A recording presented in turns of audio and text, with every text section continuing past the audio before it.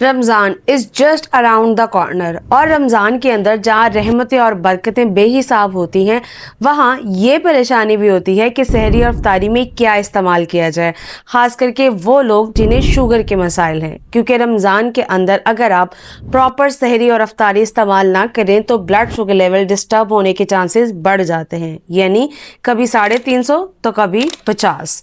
यही नहीं बल्कि ये जो बढ़ती हुई शुगर या बहुत ज़्यादा कम होने वाली शुगर है वो आपको सेकेंडरी कॉम्प्लिकेशंस के साथ साथ रोज़मर्रा की इबादत करने में भी बहुत से मसाइल पैदा करती है। यानी जिस्म में थकावट हो जाना, बॉडी में इन्फ्लेमेशन हो जाना, मैदे का ठीक काम ना करना, तो डेफिनेटली ये तमाम की तमाम चीज़ें आपके रोज़े को और आपकी सेहत को दोनों को मुतासर करती हैं।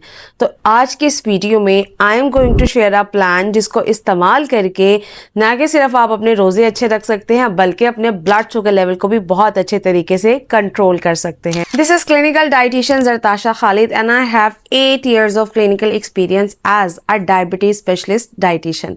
So today I am going to share a plan जिसको फॉलो करते हुए आप ना कि रोजे अच्छे रख सकते हैं बल्कि अपने ब्लड शुगर लेवल को भी बहुत अच्छे से कंट्रोल कर सकते हैं। किसी भी देरी के बगैर अपनी वीडियो को स्टार्ट करते हैं। सहरी का आगाज आप करेंगे 5 खाने के चम्मच दही, जिसमें आपने 1 अदद सब्ज इलायची का इस्तेमाल करना है और साथ 1 अदद मौसमी फल। अगर आप सुबह दही और फल इस्तेमाल नहीं करना चाहते तो आप उसकी जगह 1 कप दूध और उसके साथ 1 अदद खजूर का इस्तेमाल कर सकते हैं, या अगर आप लस्सी पीना चाहते हैं तो आप 1 कप दूध के अंदर 2 कप पानी ऐड करके लस्सी का इस्तेमाल कर सकते हैं। इसके बाद आप प्रॉपर खाने का इस्तेमाल करेंगे जिसमें 6 इंच की चपाती होगी। याद रहे चपाती होल व्हीट की बनी हुई, यानी प्योर गंदम का आटा। और अगर आपका ब्लड शुगर लेवल बहुत ज़्यादा रह रहा है, यानी 250 से ऊपर आपकी जो है वो शुगर रहती है, और ये शुगर तब ज़्यादा बढ़ जाती है जब आप प्रोलॉन्ग फास्टिंग पे होते हैं, यानी खाली पेट ज़्यादा रहने से शुगर अगर आपकी और ज़्यादा बढ़ जाती है तो आप गंदम आटे के अंदर शामिल करेंगे चोकर। 2 हिस्से आटा 1 हिस्से चोकर। वो आपको फीलिंग ऑफ फुलनेस के साथ साथ प्रोलॉन्ग फास्टिंग के दरमियान ब्लड शुगर लेवल रेज्ड होने से भी बचाएगा, यानी शुगर भी कंट्रोल और आपको बार बार भूख भी नहीं लगेगी। उसके साथ आप आधा कप के करीब किसी भी किस्म का घर का बना हुआ सालन इस्तेमाल कर सकते हैं और 1 अदद अंडा इस्तेमाल करेंगे। अंडे को बॉयल्ड या फ्राइड किया जा सकता है। फ्राई करने के लिए 1 से 2 कतरे तेल का इस्तेमाल होगा।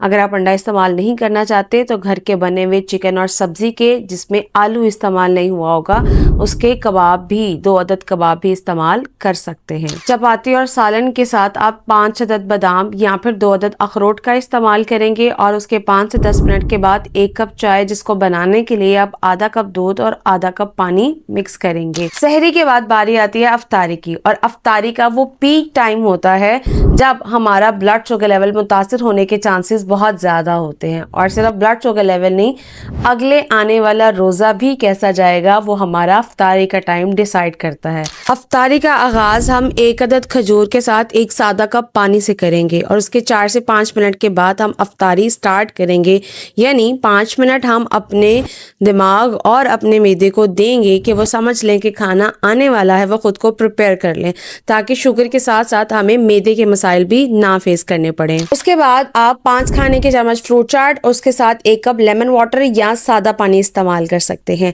या फिर अगर आप फ्रूट चाट नहीं लेना चाहते तो आप 1 कप के करीब चना चाट, दही बड़े या लोबिया की चाट का इस्तेमाल कर सकते हैं।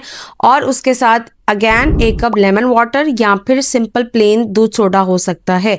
दूध सोडा बनाने के लिए आप 2 हिस्से दूध, उसके अंदर 1 हिस्से डाइट कोक या 07 अप का इस्तेमाल कर सकते हैं, और उसमें भी किसी किस्म का मीठा शामिल नहीं होगा। अगर आप चाहते हैं तो आप स्टीविया शामिल कर सकते हैं।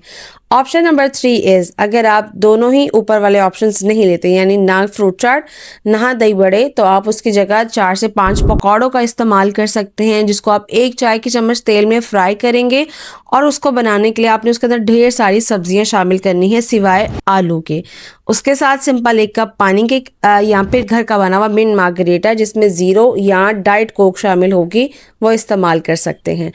समोसों का एहतियात करें। डीप फ्राई बाज़ार के समोसे खाने से बेहतर आप घर के अंदर शैलो फ्राई करके हफ्ते में एक दफ़ा समोसे इस्तेमाल कर सकते हैं, और आलू की बजाय आप मिक्स सब्ज़ी के या चिकन के समोसे बनाकर इस्तेमाल कर सकते हैं। इसके बाद हम बात करते हैं डिनर की, जो कि बहुत इंपॉर्टेंट है। इंपॉर्टेंट इसलिए, ये प्रॉपर डिनर करना आपको रात की क्रेविंग से बचाएगा, सुबह होने वाली अगैन मैदे के मसाइल से बचाएगा, और आपके क्रेविंग्स को भी कंट्रोल करेगा, जिससे आपका ब्लड शुगर लेवल कंट्रोल रहना बहुत आसान हो जाएगा। तो हम रात का खाना लेंगे इशा की नमाज से पहले। इशा की नमाज से पहले रात के खाने के अंदर आप 6 इंच की चपाती, उसके साथ 1 कप के करीब घर का बना हुआ सालन, जिसके अंदर आलू इस्तेमाल नहीं होंगे, दालों का इस्तेमाल थोड़ा सा कम होगा, वो ले सकते हैं। साथ 1 कप के करीब आप हरे पत्तों की सलाद का इस्तेमाल करेंगे, और 3 से 4 चम्मच दही लेंगे। ऑप्शन नंबर 2 इज़ आप 6 से 8 खाने के चम्मच चावल का इस्तेमाल कर सकते हैं, जिसके साथ कम से कम भी आप 100 ग्राम चिकन का, मछली का या मीट का इस्तेमाल करेंगे, और उसके साथ 2 चम्मच दही और 1 कप के करीब सलाद इस्तेमाल होगा। ऑप्शन नंबर 3 इज़ अगर आपका रोटी और चावल दोनों ही खाने का दिल नहीं कर रहा, तो आप सिंपल 100 से 150 ग्राम चिकन का बारबेक्यू बना के स्टीम करके, ग्रिल करके इस्तेमाल कर सकते हैं। उसके साथ अगैन आपने 1 कप के करीब सब्जियों का सलाद लेना है, और साथ 3 से 4 चम्मच दही एज एन सॉस इस्तेमाल करेंगे। इशा की नमाज और तरावियों के बाद सोने से पहले अगर आप चाय पीने के आदी हैं, तो कोशिश करें कि उस चाय को बनाने के लिए दूध और पानी मिक्स करके इस्तेमाल करें, दूध पत्ती का इस्तेमाल ना करें। और अगर आप चाय का इस्तेमाल नहीं करते, तो आप 250 ml 1 कप यानी दूध के अंदर आप 2 चम्मच इसबगोल का छिलका डालकर इस्तेमाल करेंगे, ताकि जब आप सुबह जागे सहरी के लिए, तो आपका ब्लड शुगर लेवल भी कंट्रोल हो, और अगर आपको किसी भी किस्म की कब्ज़ का मसला है, तो वो भी इससे बेहतर हो जाएगा। साथ साथ आपने पूरे दिन के अंदर कम से कम 20 मिनट वॉक लाजमी करनी है। 10 मिनट सहरी से पहले और 10 मिनट अफ्तारी के बाद। अफ्तारी के बाद आप किसी भी टाइम पे वॉक कर सकते हैं। आप डायरेक्ट सिंपल सादा हल्की सी अफ्तारी करने के बाद भी वॉक कर सकते हैं, या सोने से पहले भी ये वॉक की जा सकती है। और वो लोग जो तरावी और नमाज खड़े होके पढ़ते हैं, अगर वो चाहें तो वो वॉक स्किप कर सकते हैं। इसके साथ 12 से 13 कप पानी लाजमी पीना बहुत ज़रूरी है।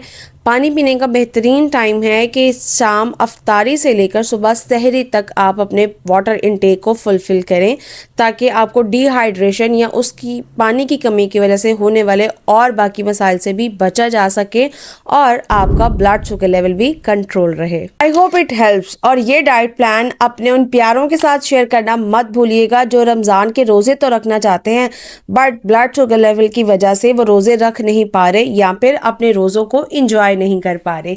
और इसके रिगार्डिंग आपका कोई भी क्वेश्चन है, तो आप कमेंट सेक्शन में पूछ सकते हैं।